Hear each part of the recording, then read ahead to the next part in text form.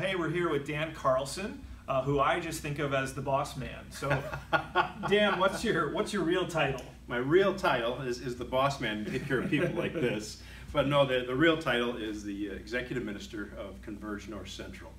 And you probably want to know what that is. Well, for all the people who we're happy at Oak Haven to be a part of Converge North Central, but this is a way of teaching some people who maybe don't know what that is, Sure. What it means that we're a part of that movement. So tell us more about what North Central is. Converge North Central, we exist to honor God by starting and strengthening churches, by sending missionaries and providing camping ministries that will enable people to come to meet, know, and follow Jesus. And that's an amazing privilege, and it's a lot of fun to work together with 256 churches across Minnesota and Iowa who exist to reach their communities with the good news of the gospel of Jesus Christ. I like to tell people that it doesn't matter where you are, it matters that you see with the eyes of Jesus and can step into communities to see people come to faith in Jesus Christ.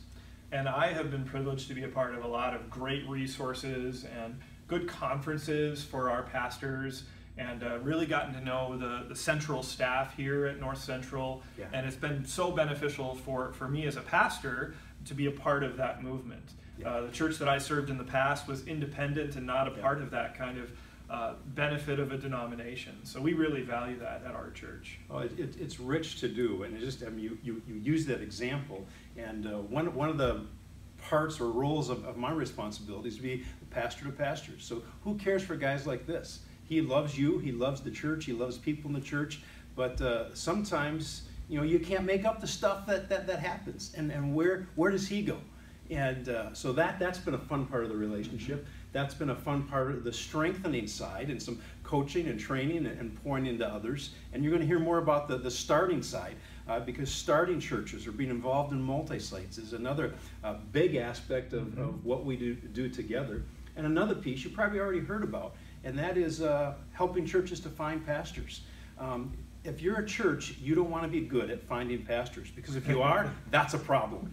But we want to find the right person to get them in the right place for the right reasons, and voila, example A right here at Oak Haven. Yeah, I was a part of that pastor's placement process, and yes, that was a great experience for all of us. Yeah. Great. So we're in this room, that's the conference room, and I know there's some history here. Let's walk down a little bit. One of the great things about being connected with a fellowship of churches is being a part of something much bigger than yourself. So there's Converge North Central, but we're all a part of Converge Worldwide. And Converge Worldwide started with a Swedish immigrant, Andrew Peterson, who was a farmer.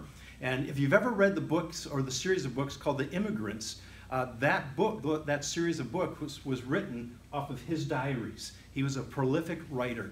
And that series of books came together from that. But he was a man who loved Jesus, left Sweden to reach Swedes with the good news of the gospel of Jesus Christ, was a farmer.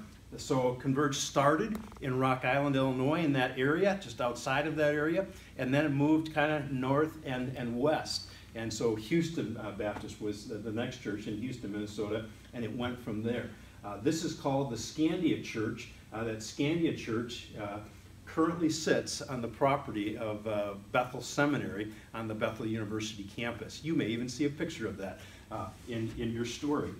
This section here, we're Baptists. We believe in following Jesus Christ, that salvation is through faith alone, and we express that to the outside world by participating in baptism, by immersion, thus the river, and that signifies the death, burial, and resurrection of Jesus Christ. And so this is an early picture just after our whole movement of churches started. And then one more, down a little bit further, we have a love for the world. And so this picture here is a picture of Joanna Peters. And the first missionary sending missionaries overseas was a single school teacher from the St. Cloud area of Minnesota who went to Burma.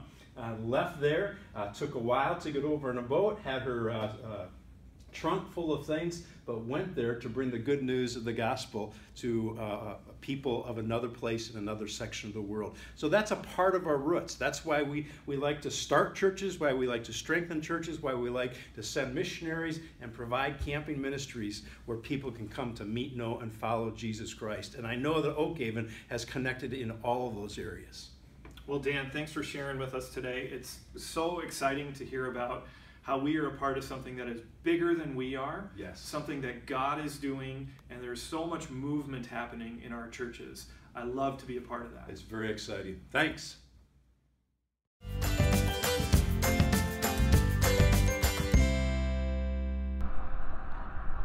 So I'm here outside the Bethel University campus. We're about to drive into campus and see what's there. Here we are in the beautiful Bethel campus.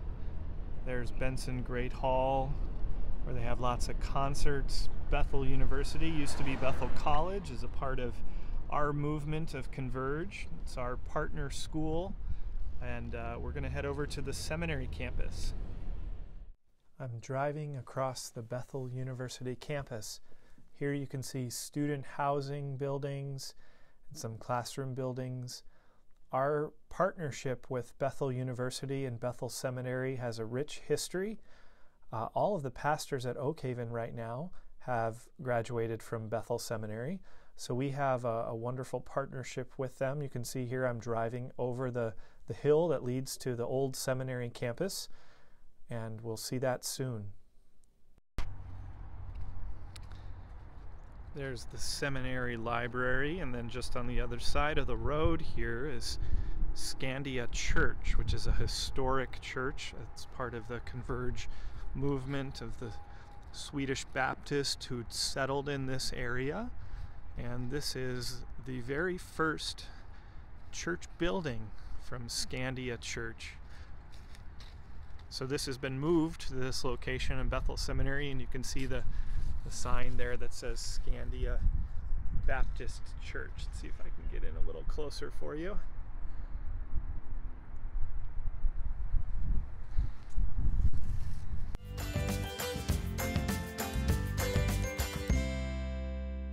Okay, well, I'm here with Joel Nelson. I've known Joel for a long time, even before I came to Oak Haven. And Joel, what's your official title here? You have like the longest title there is. Yeah, it's I don't know, it's official. I don't know if it's meaningful, but Director of Multiplication and Mobilization. Yeah, and you played a significant role with Oak Haven when we were without a pastor. Mm-hmm.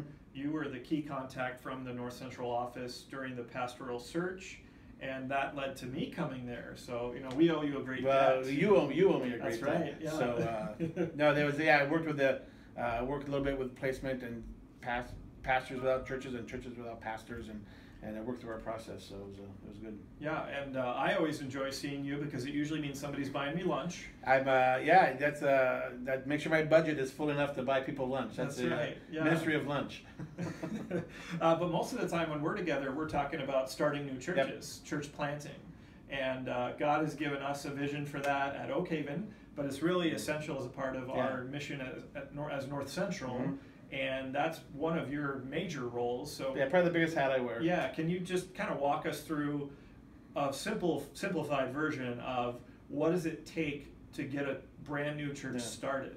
Well, it's I tell people that a couple years ago, or 20 years ago, there was a kind of a pretty simplistic formula, but now there's multiple ways to do it, depending on the person and the church. And what we've done primarily here in Converge North Central is our primary model is parenting, where there is at least one church, maybe two, maybe three, maybe four, and they all work collaboratively and work together in terms of resourcing the church, in terms of encouraging the church and praying for the new church.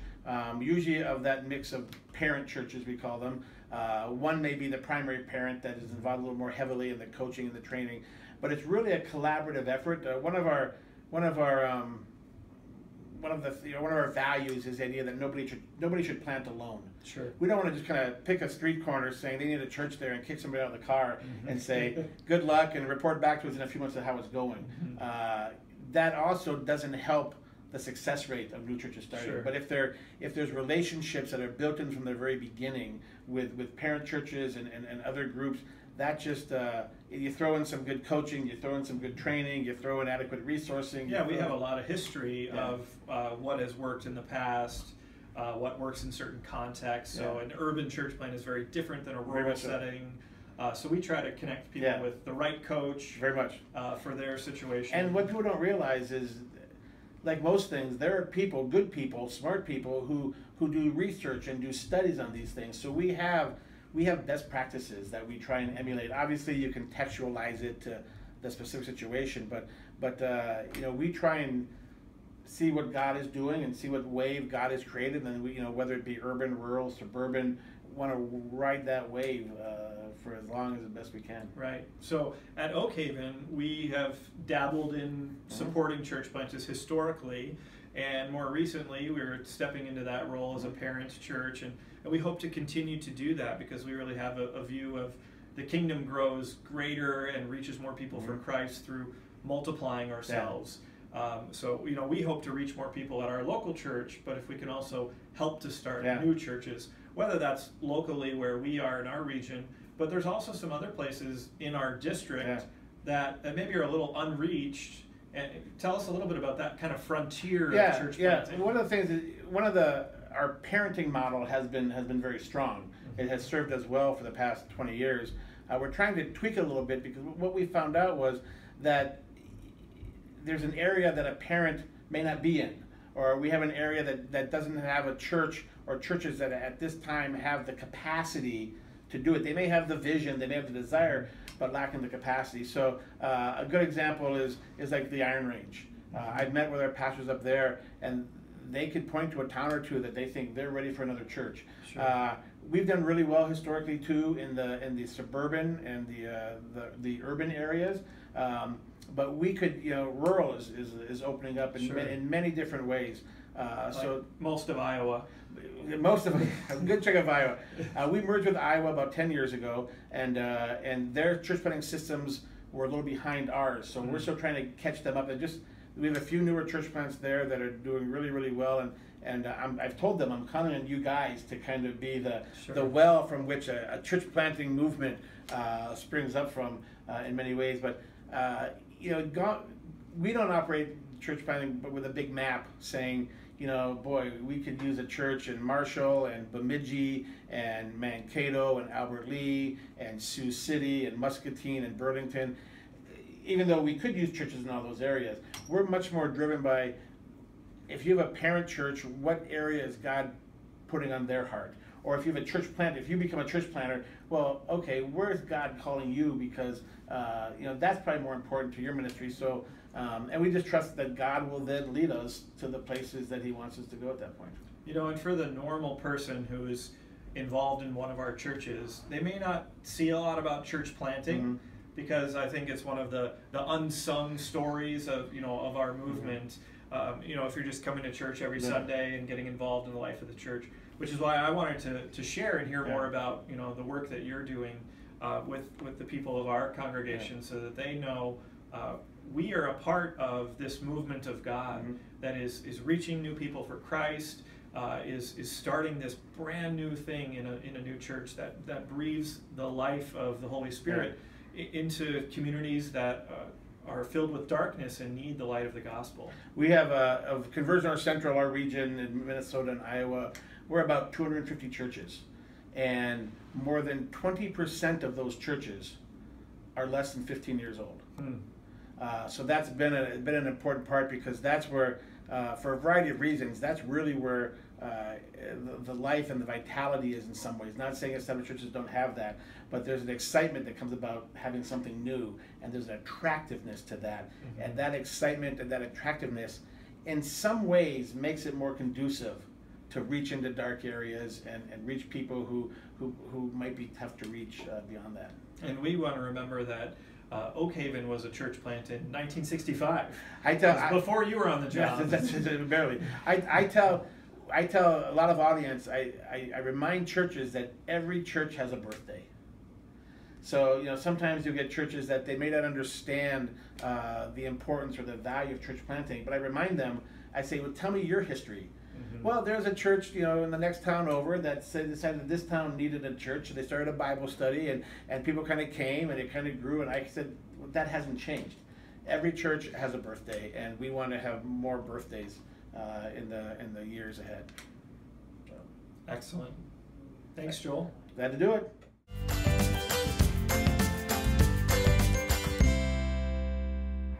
Well, we've come outside because I thought that would be the right place for our camping ministry, and I'm here with the guy we just call Wick, but really this is John Wickland. We just affectionately have a nickname for you. Everybody calls you Wick. That's how everybody knows you. Yeah. What's your actual title, though?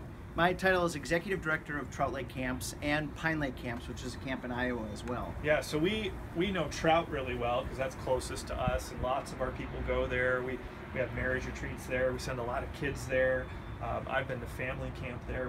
We love Trout, but there's a lot more to camping ministry. So can you just give us a big picture of what you do in your role, and how the local church can also be in partnership, and individual people can take part in that too? Sure. And in my role at Trout Lake Camps is general oversight of all the camps that we have in Converge North Central. So I do a lot of strategic planning, fundraising, and we've got a couple people that report to me and provide some oversight to what they're doing at the different camps. And basically, Trout Lake Camps, we do three things: safe, fun, and gospel. So we love to have and give kids a safe experience. We love to return them how we got them, and that's important. And they have a great time. We do kids programming all summer long. We've got fall retreats for men's, women's, and youth groups that come up to Trout Lake Camps. We do things all winter long, father-daughter retreats. We do mother-daughter retreats, and it's basically providing an opportunity where people can kind of unplug from the daily grind of life, drop the cell phones, drop the screens, come up, they have a great time, and we challenge them with the message of Christ. And I will tell you that when families and kids take the time to step away from their normal routine, they hear the gospel in a fresh new way, and they come home fired up for the relationship with Jesus Christ. And that's really what we do in a nutshell. So that's really your purpose, to serve the local church by providing all of that ministry that we really can't do. We don't have the resources to do that kind of camping ministry, and you guys provide it in such an excellent way. It's really a top-notch resource for us as the local church. So what would you say to somebody who's never been to one of our camps before? Yeah, if you're checking out Oak Haven and you've never been to Trout Lake Camps before and you're thinking about becoming a member, I'll tell you that when you partner and join the church and you partner with the camps, you're going to experience a level of ministry that is really fired up about doing things well. And we're passionate about finding the right people on our team so that we can help kind of communicate the gospel and give you guys a great experience. And Oak Haven, you guys have been an incredible partner over the years. We do day camps, so sometimes we bring some of our staff to your church and help you run your traditional vacation Bible school. We call it day camps. And you guys have been an incredible partner over the years. Yeah, day camp's coming soon. Actually, this week we have people from Oak Haven up at camp. Some of our seniors or retired people who are there for a work week just right now as we're filming this. So I had people on Sunday saying, we're headed to Trout tomorrow. They're so excited about it. Yeah, you guys have a strong volunteer pool of people who come up and really help get the camp cleaned up, ready for summertime ministry. You've had people over the years help build a lot of our facilities. Right now we've got 13 buildings that we're actually putting up right now. You guys are always building something. In Oak Haven, you guys have been a tremendous partner in helping make that a reality. Yeah. Well, thanks for sharing a little bit of the vision and what it means to be a part of Converge, and the camping ministry is such an essential part of what we're doing. Yes, and we love Oak Haven. Great church, by the way. Fantastic. Glad you're checking it out.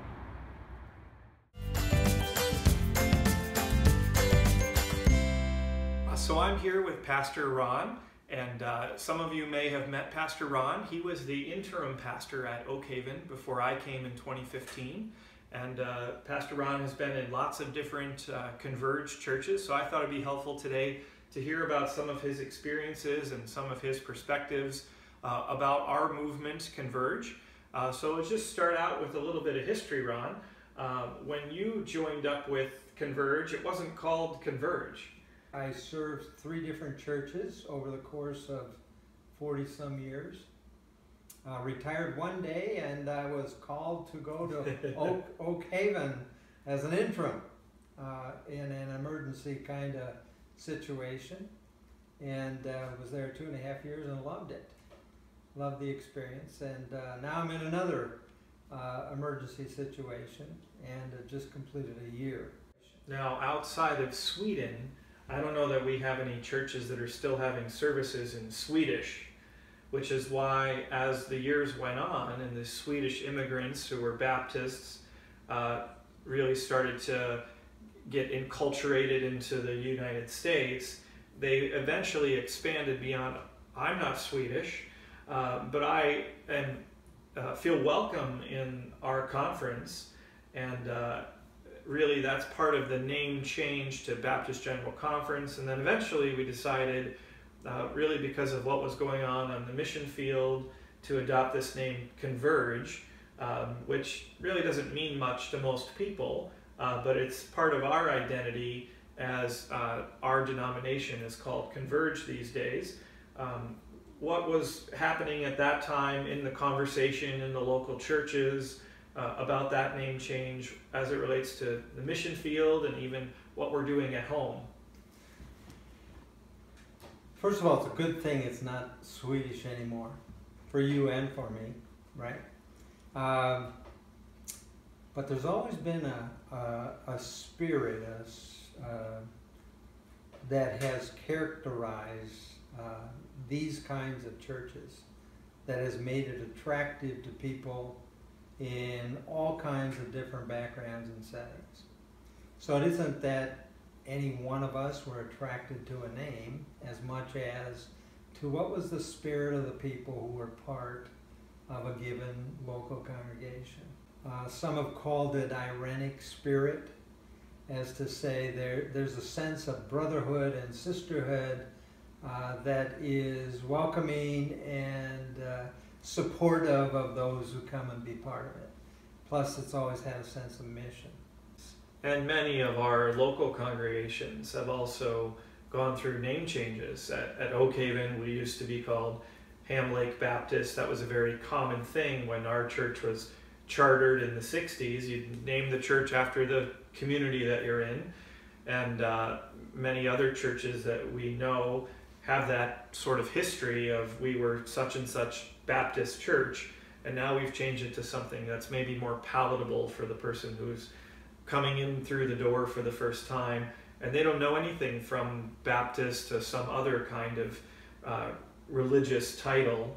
The local churches that you have pastored, not all of them have made that choice. I know you were at Central Baptist in St. Paul for a long time, and they're still Central Baptist.